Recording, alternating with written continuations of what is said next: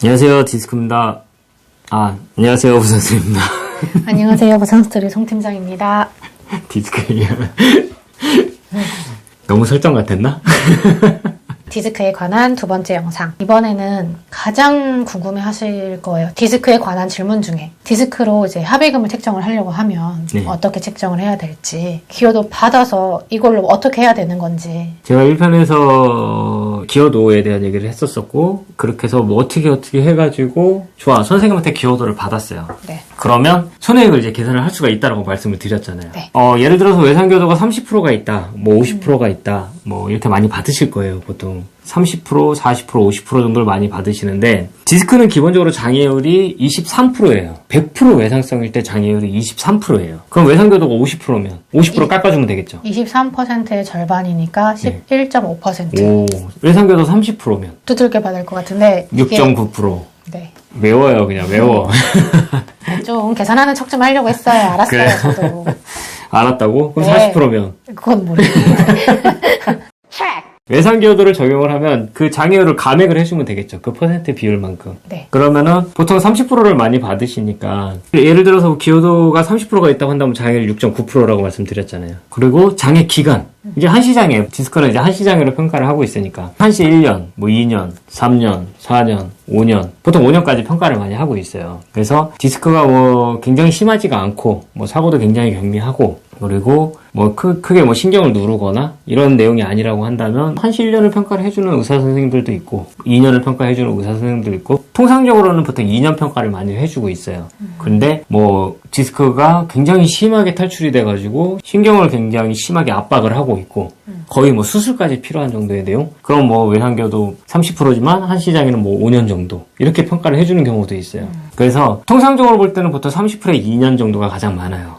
평균적으로. 네, 외상기여도 30%에 한시 2년 정도. 그러면은 한시 2년이라고 보고, 그럼 손해액을 계산을 하면 되겠죠. 뭐 예를 들어서 내가 월 소득이 한 500만 원 정도 돼요. 네. 그러면은 500만 원 곱하기 6.9%. 디스크 장애율 23%에 네. 30% 기여도를 받은 거니까 6.9%. 그렇죠. 6.9%의 장애가 있다라는 거는 월소득 500만 원인 사람이 매달 6.9%의 손해를 본다라고 보시면 돼요. 언제까지? 2년 동안. 바로 계산을 해보면 500만 원 곱하기 0.069는 그럼 매달 34만 5천 원의 손해를 보고 있는 거네요. 그럼 여기다 곱하기 한시 2년이라고 그랬잖아요. 네. 그럼 24개월을 곱해주는 게 아니라 24개월에 해당하는 라이프니 측에서는 호프만 계수를 적용을 해주고 있어요.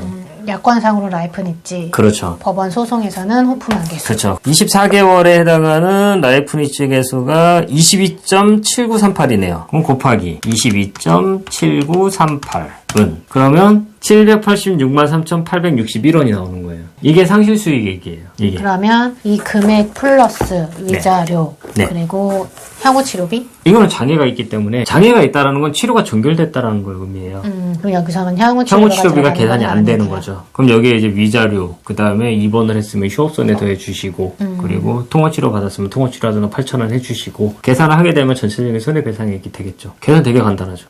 네. 일반인이 산정을 할 때 그 한시 장애 몇 년, 이거는 후유 장애를 받아야 네. 알 수 있는 거고, 기여도만으로는 그걸 알 수 없으니까 합의금 계산을 할 때는 그냥 최대, 최소 이렇게 잡아서 최대부터 불러서 내려가면 되나요? 아까도 말씀드렸듯이 외상기여도는 뭐 30에서 50% 정도, 그 다음에 한시장애는 1년에서 5년 정도까지 이렇게까지 장애를 평가한다고 말씀을 드렸더니, 네. 과거 영상에서도 네. 굉장히 많은 분들이 외상기여도 50%에 한시 5년을 계산을 하시는 거야. 모든 걸 다 최대로 계산을 하시는 거예요. 모든 걸 너무 최대로 잡으셨네요. 지금 제가 30% 2년으로 지금 계산을 했잖아요. 네. 50% 5년으로 한번 계산을 해볼까요? 아까 그분을? 그러면 500만원 곱하기 0.125 곱하기 5년이면은 몇 개월이죠? 60개월인가? 그러면 60개월에 해당하는 라이프니치 개수가 52.9907이거든요. 곱하기 52.9907은 얼마예요?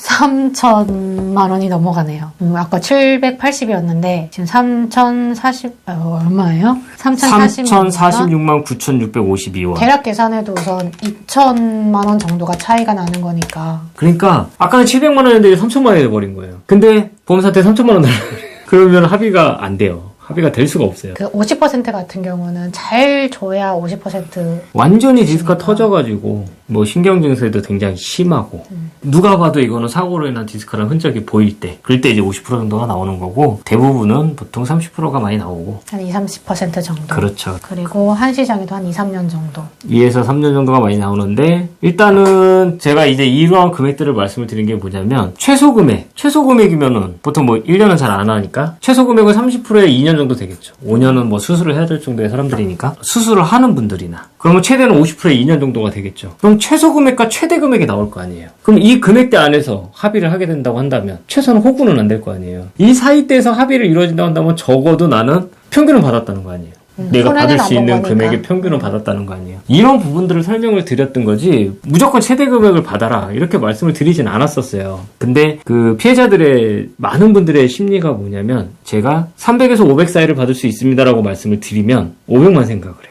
뭐 당연하다고 생각을 합니다. 누구나 다 그렇게 생각을 할 거라고 생각을 하지만 최저 금액과 최대 금액의 차이가 발생을 한다라는 거. 그러면 첫 번째로 아까 말씀드렸듯이 외상 기여도를 받는 게 우선이 되겠죠. 네. 그래서 기여도를 받았다고 한다면 손해액을 계산을 해보세요. 그 손해액을 계산을 하시면 답이 나오시는 거죠. 아 그럼 내가 최소 이 정도 그렇게 나올 거 아니에요. 네. 그렇게 해서 보험사랑 이제 협의를 진행을 하시면 되는데 보험사는 당연히 인정을 안 해주려 하겠죠. 당연하죠. 제가 예전 영상에서 설명을 했던 게 뭐냐면 기여도를 받았다고 해서 모든 사건이 다 해결된 게 아니다. 이제 시작이다. 첫 번째 영상에서도 살짝 말씀하긴 하셨는데 네. 소송에 대해서 지금 이거 기여도를 받아서 내가 이렇게 계산을 했어요. 합의를 하려고 보험사에다가 나 이 정도 금액을 생각한다 라고 했는데 보험사가 자기네는 절대 인정을 못한다 라고 하면 소송으로 진행을 해서 받는 게 나을까요? 제가 뭐 예전에 판결문까지 보여드리면서 또 설명을 했던 게 뭐냐면 디스크로 인해서 소송을 하게 되면 보험사에서 지불구조로 내준 치료비 있잖아요. 그 치료비에서 기왕증 비율만큼 다 물어줘야 돼요. 아, 과실상계처럼요? 그렇죠. 예를 들어서 뭐 소송을 해가지고 외상기여도 30% 그럼 기왕증 70%라는 거잖아요. 네. 근데 내가 병원비로 한 1,000만 원 썼어. 손해액은 뭐 몇백만 원 안 되는데 참게되는 금액이 700~800이 돼버려요. 오히려 마이너스가 되는 경우들도 있어요. 그래서 그런 분들 아예 소송을 할 수 없는 케이스가 되는 거거든요. 그리고 두 번째 문제가 뭐냐면 이 병원에서 내가 기여도를 받았다고 해서 소송에서 이 기여도가 나온다는 보장이 없어요. 법원에서는 이제 지정된 병원에다가 네. 신체감정 촉탁을 해서 그렇죠. 거기서 받아서 진행을 하는 거니까. 그렇죠. 그래서 제가 옛날에도 말씀드렸듯이 교통사고 디스크로 인해서 소송을 해서 손해배상을 받은 사람보다 못 받은 사람이 더 많다고 말씀을 드렸거든요. 법원에서 인정해주는 그 병원에서 전혀 다르게 기여도를 줘버리면 끝나는 거예요. 배상기여도 없다. 그러면 끝나는 거예요. 그렇게 해서 판결문 받아갖고선 손해 100만 원 지셔가지고 항소하고 싶다고 찾아오시는 분들 되게 많거든요. 근데 그거 뒤집기 힘들잖아요. 이건 어쩔 수 없게 할 수가 없다. 디스크로 소송을 하시는 거는 무리가 있었다. 이렇게 안내를 해드리고 그냥 가시라고 하는 수밖에 없어요.